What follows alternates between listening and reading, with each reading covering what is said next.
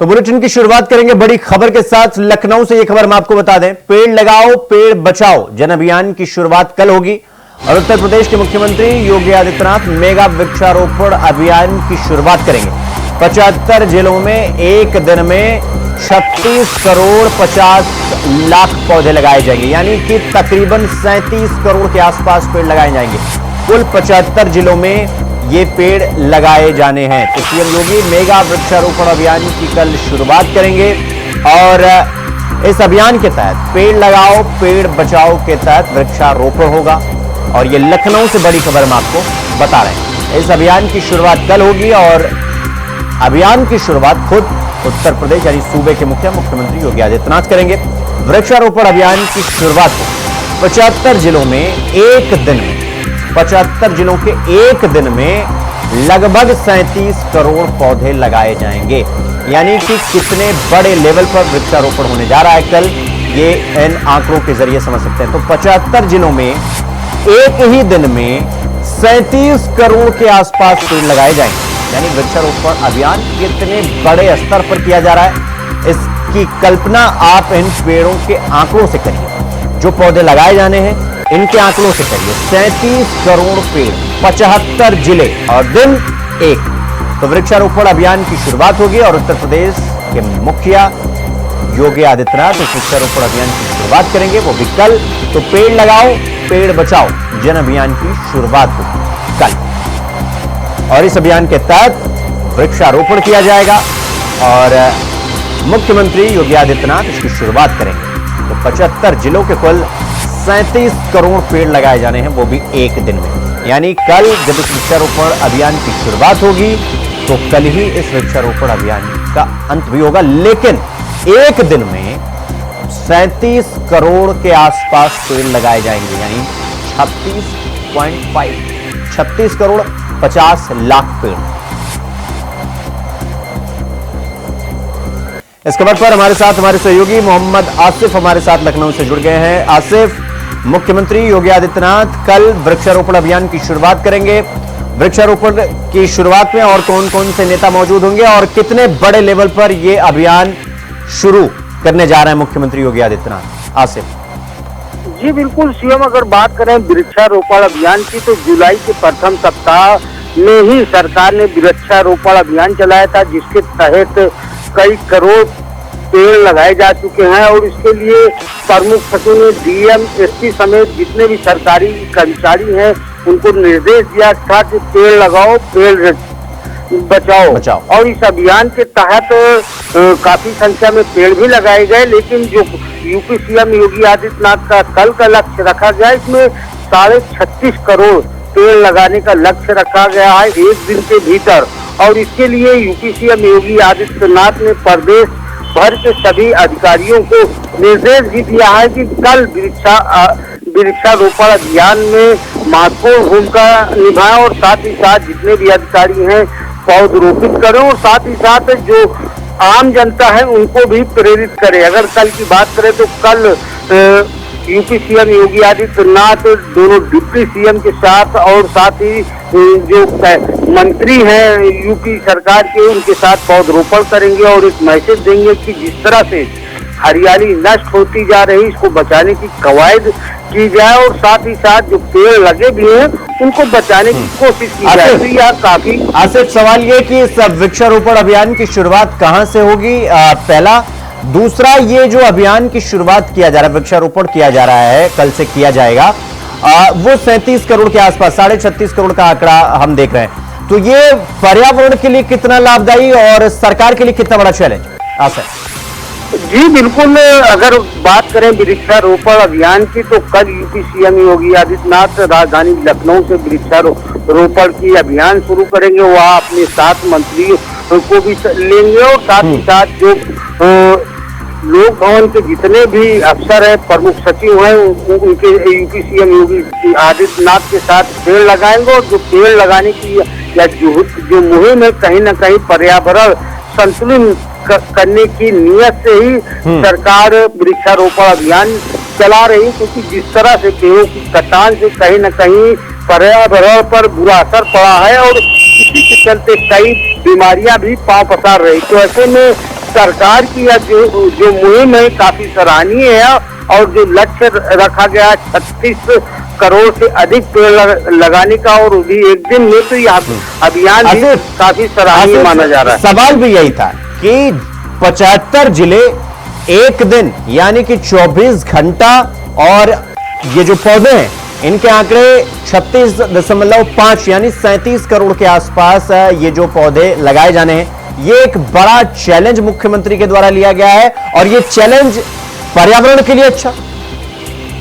निश्चित तौर पर सीएम जिस तरह से यूपी सीएम योगी आदित्यनाथ ने बड़ा लक्ष्य रखा है और एक दिन में 36 करोड़ से अधिक पेड़ लगाया जाना कोई मामूली बात नहीं है और इसके लिए जो 75 जिले हैं वहाँ के सभी अधिकारी कर्मचारियों को भी निर्देशित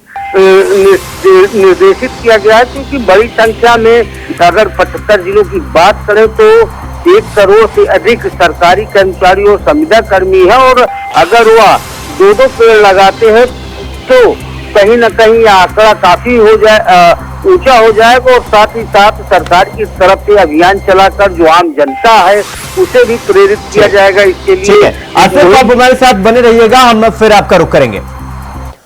तो खबरों में आगे बढ़ेंगे एक और बड़ी खबर के साथ। लखनऊ से ये बड़ी खबर बता दें आपको, स्वामी प्रसाद मौर्य संघमित्रा मौर्य कोर्ट से फरार घोषित।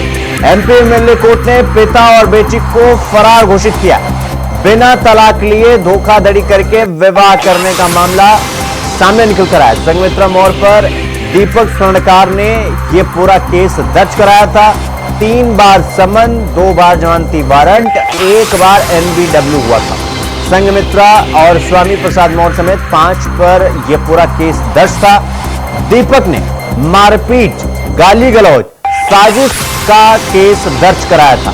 तो कोर्ट में एक भी सुनवाई में पिता और पुत्री यानी पिता और बेटी एक भी सुनवाई में कोर्ट नहीं पहुंचे, यानी कि 3 बार समन किया गया, 2 बार जमानती वारंट भेजा गया, 1 बार एनबीडब्ल्यू भी हुआ, लेकिन पिता और पुत्री एक भी बार कोर्ट में हाजिर नहीं हुए, जिसके लिए धोखाधड़ी का ये पूरा मामला और पिता और बेटी को फरार घोषित किया गया।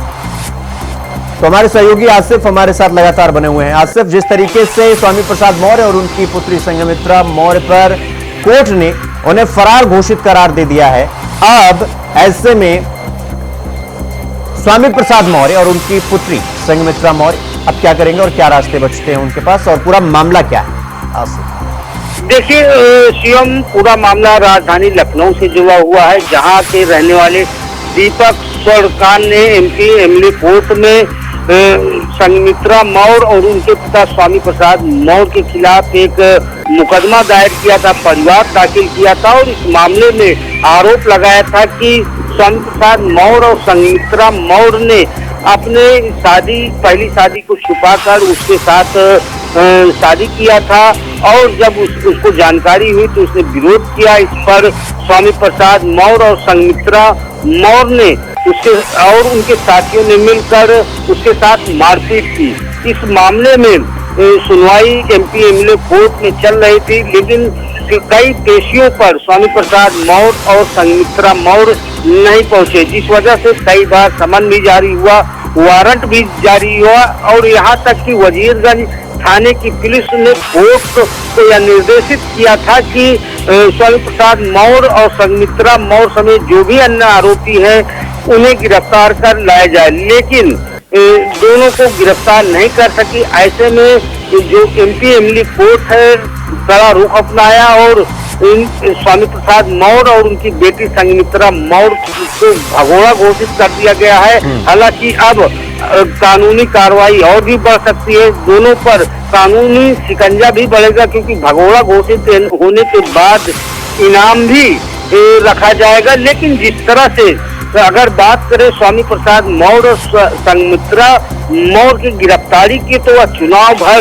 चुनाव बीते लोकसभा चुनाव में ताल ठोकते नजर आए थे। कुशीनगर में वह चुनाव लड़ रहे थे और साथ ही साथ कई जिलों में चुनाव प्रचार के लिए भी पहुंचे थे, लेकिन ऐसे में पुलिस का उन्हें गिरफ्तार न करना कहीं न कहीं तमाम बड़े सवाल भी खड़े कर रहे हैं। हालांकि इसके पहले समन नहीं जारी हुआ था, वारंट होने के बावजूद भी खुली हवा में स्वामी प्रसाद मौर्य घूमते नजर आए। इस पर जहां एमपी एमएलए कोर्ट ने संगीता मौर्य और स्वामी प्रसाद मौर्य को फरार घोषित किया, वहीं पुलिस को भी कड़ी फटकार लगाई है।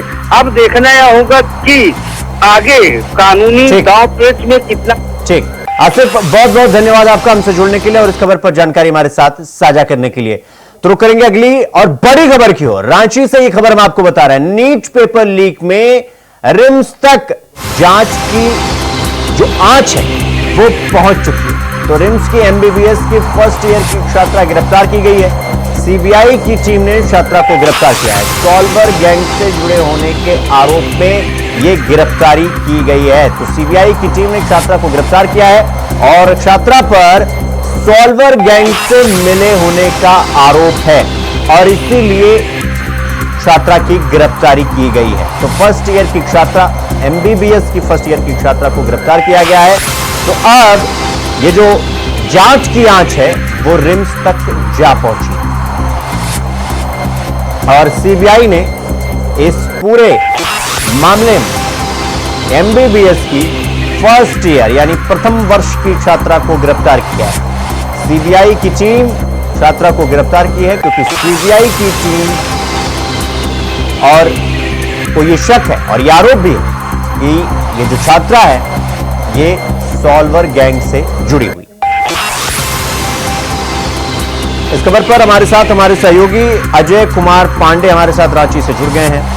अजय, जिस तरीके से सीबीआई की टीम ने एमबीबीएस की एक छात्रा को गिरफ्तार किया है और ये आरोप है छात्रा पर कि सॉल्वर गैंग से जुड़ी हुई है, मतलब उनसे जुड़ी हुई है ये जो छात्रा है, और इससे ज्यादा क्या जानकारी, क्या अपडेट इस पूरी मामले को लेकर अजय?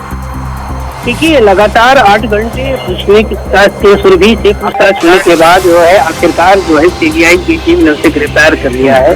जिसको वो ऊपर आरोप है, सॉल्व करने का आरोप है। जिस प्रकार से आपने देखा होगा कि रिम्स की 4 छात्राओं को गिरफ्तार किया। गिरफ्तारी के बाद पूछताछ के बाद रिम्स की छात्रा सुरभि का नाम आया और सीबीआई की टीम रांची रुकी और उसे 8 घंटे तक पूछताछ के बाद उसे हिरासत में लिया गया।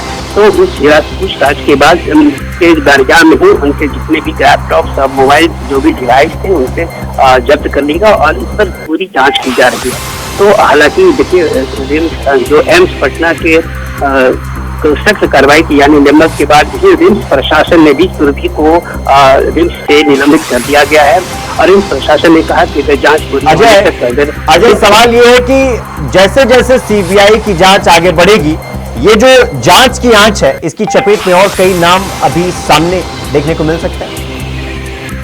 जी बिल्कुल, देखिए सीबीआई निश्चित रूप से कार्रवाई कर रही है। झारखंड से लगभग अभी तक 6 लोगों की गिरफ्तारी हो चुकी है और उस तमाम लोगों से भी रिमांड के अवधि के अनुसार पूछताछ की जा रही है। लेकिन सबसे बड़ी बात है कि कितने दिनों के बाद भी। अजय, बहुत बहुत धन्यवाद आपका हमसे जुड़ने के लिए और इस खबर पर जानकारी हमारे साथ साझा करने के लिए। तो रुक करेंगे अगली खबर की ओर। मेरठ के थाना ब्रह्मपुरी क्षेत्र में 5 दिन पहले एक युवक की पिटाई दबंगों द्वारा की गई थी, जिसमें आज 5 दिन बाद युवक की हालत गंभीर होने के कारण उसकी मौत हो चुकी है। परिवार वालों ने बॉडी लेकर थाना ब्रह्मपुरी क्षेत्र के भूमिया का पुल पर रखकर धरना प्रदर्शन करते हुए पुलिस मुर्दाबाद के नारे भी लगाए। मृतक की बॉडी रखकर पुलिस और परिवार वालों के साथ कहासुनी और छीना झपटी भी देखी गई। परिवार वालों ने सिपाही के ऊपर भी आरोप लगाया। शिकायत करने पर सिपाही ने लात मारी। परिवार के लोग डेड बॉडी को उठाकर दिल्ली रोड हाईवे पर जा रहे हैं, जिसको लेकर पुलिस और पीड़ित परिवार के लोगों में बॉडी को लेकर छीना झपटी भी हुई।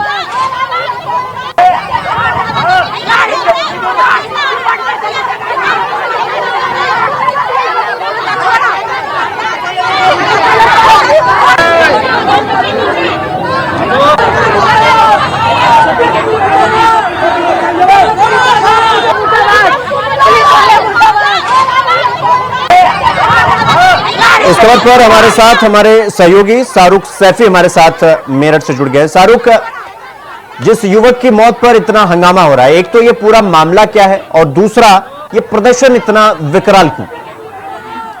जी बिल्कुल, मैं आपको बताना चाहूंगा, ये थाना ब्रह्मपुरी क्षेत्र का मामला है। 5 दिन पुराना ये मामला है। ये मृतक युवक 5 दिन पहले अपने राशन की दुकान पर राशन लेने गया था, जिसको लेकर के वहां पर दबंगों ने उसके साथ मारपीट की, जिसको लेकर के उसकी वहां तबीयत हालत खराब हुई। उसको एक हॉस्पिटल में भर्ती कराया गया, जहां पर उसकी हालत गंभीर बनी होने के कारण आज उसकी मृत्यु हो गई है। वहीं मृतक की पत्नी आज यहाँ ब्रह्मपुरी क्षेत्र में यहाँ पर उसने उसकी बॉडी रख दी और रख करके खूब हंगामे किया और धरना प्रदर्शन किया। कहीं ना कहीं थानेदार की बड़ी लापरवाही देखी जा सकती है कि मतलब महिला का सीधा सीधा आरोप है कि 5 दिन पहले ये घटना हुई थी, लेकिन अभी तक कोई गिरफ्तारी नहीं की गई है। लगातार उसने अब पुलिस पे, प्रशासन पे आरोप लगाए हैं आरोपियों को पकड़ने के, लेकिन कोई आरोपी अभी पकड़ा नहीं गया है। आपको बता दें, अब जब आप धरना देखता हुआ मामला टूल पकड़ा गया, तब जाकर के पुलिस ने इसमें संज्ञान लिया और यहाँ पर उसको पूरा सेटिस्फाई करने के लिए यहाँ आला अधिकारी भी मौजूद हैं। कई थानों की यहाँ फोर्स भी बुलाई गई है, लेकिन अभी मामला शांत नहीं हुआ। आप देख सकते हैं तस्वीरों में साफ। मैं अपने कैमरामैन से कहूंगा पीछे से दिखाए किस तरीके से यहाँ पर उसको सेटिस्फाई करने के लिए यहाँ पर आला अधिकारी मौजूद है। कई थानों की यहाँ पुलिस मौजूद है, लेकिन अभी तक समझौता नहीं बन पा रहा है। कहीं ना कहीं इसमें बड़ी लापरवाही देखी जा सकती है। आपको बता दें कि यहाँ पर जिस तरीके से यहाँ धरना प्रदर्शन हुआ है और पुलिस मुर्दाबाद के नारे भी लगाए गए हैं, उसके बाद यहाँ पर बॉडी उठा करके दिल्ली रोड की ओर जा रहे थे, वहीं रास्ते में उसको रोका गया। पुलिस ने भारी पुलिस बल तैनात थी और यहाँ कंपनी भी बुलाई गई। शाहरुख, जिस मृतक युवक के परिजनों के द्वारा हंगामा किया जा रहा है, एक तो उनकी मांगे क्या है और दूसरा जिस सिपाही पर आरोप लग रहा है उसको लेकर प्रशासन की तरफ से जो वहां पर मौजूद है, जो अधिकारी, आला अधिकारी मौजूद है, उनकी तरफ से इस पूरे मामले को लेकर कोई बयान, कोई एक्शन देखने को मिला अभी तक? शाहरुख जी बिल्कुल, मैं आपको बताना चाहूंगा, यहाँ एक लापरवाह सिपाही जिसको देख करके यहाँ के लोगों में काफी रोष दिखाई दिया है। लोगों का ये कहना था कि यहाँ शिकायत करने के बाद सिपाही ने उनके साथ अबरता की और उनके लात भी मारी, लेकिन उस पर कोई कार्रवाई नहीं देखी गई। यहाँ मामला टूल पकड़ता देख यहाँ थाना ब्रह्मपुरी के सीओ ने यहाँ संज्ञान लेते हुए अब यहाँ परिवार वालों को आश्वासन दिया है कि जो भी यहाँ पर कार्रवाई की जाएगी वो हम करेंगे। अभी फिलहाल इस मामले को शांति बनाए रखने के लिए आला अधिकारी यहाँ मौजूद हैं, लेकिन मामला टूल पकड़ता दिखाई देता हुआ यहाँ कई थानों की फोर्स भी बुलाई गई है। जी शाहरुख, जिस तरीके से वहां पर माहौल बना हुआ है, वहां पर आसपास के जो आपके आसपास के लोग हैं, वहां उनसे बात करके ये समझने की कोशिश करिए कि उनकी मांग क्या है और क्या समस्या है, मतलब किस बात का विरोध है। वहां पर अब लोगों की ये मांग है कि यहाँ उनको एक सरकारी नौकरी मिले और उनको मुआवजा भी मिले। इसी को लेकर के अभी तक यहाँ बॉडी रखी हुई है। मैं अपने कैमरामैन से कहूंगा कि यहाँ पर से दिखाए कि यहाँ पर अभी तक इन लोगों का आरोप है और लगातार यहाँ बॉडी रख करके लगातार प्रदर्शन जारी है। इनका ये मांग है कि हमें मुआवजा मिले और एक सरकारी नौकरी मिले। आप देख सकते हैं कि मृतक की ये बच्ची है, छोटे बच्चे हैं जो अपने पापा के यहाँ बैठ करके यहाँ रो रहे हैं और मांग कर रहे हैं। प्रशासन द्वारा यहाँ मांगे की जा रही हैं, लेकिन प्रशासन द्वारा सिर्फ मिल रहा है तो आश्वासन मिल रहा है, लेकिन अभी तक कोई बड़ा मुद्दा सामने नहीं आया कि यहाँ पर किसी तरीके का कोई हल निकाला जाए। आप देख सकते हैं कि यहाँ रात होने वाली है और दोपहर शाम 5 बजे से यहाँ बॉडी रख के हंगामा जारी है। जी शाहरुख, ये जो 5 दिन पहले का मामला है और जिस दबंगों ने इस युवक की पिटाई की थी, उनकी गिरफ्तारी हुई है, नहीं हुई है, क्या कुछ हुआ है अभी तक इस पूरे मामले में? जी मैं आपको बताना चाहूंगा कि 7 लोगों के यहाँ नामजद हैं अब मुकदमा, लेकिन उसमें सिर्फ कार्रवाई 1 लोग पे हुई है, 1 को गिरफ्तार किया गया, बाकी लोगों को अभी पुलिस नहीं पकड़ पाई है। पुलिस की गिरफ्त से आरोपी फरार है, लेकिन पुलिस आखिर उस पर मेहरबान क्यों है, ये परिवार के लोगों का कहना यह है कि जब तक गिरफ्तारी नहीं होती हम बॉडी नहीं उठाएंगे। ठीक, शाहरुख बहुत बहुत धन्यवाद आपका हमसे जुड़ने के लिए और इस पूरी घटना पर जानकारी हमारे साथ साझा करने के लिए। तो बुलेटिन में फिलहाल अभी के लिए बस इतना ही। देश और दुनिया की तमाम खबरों को देखने के लिए देखते रहिए इंडिया वॉइस। नमस्कार।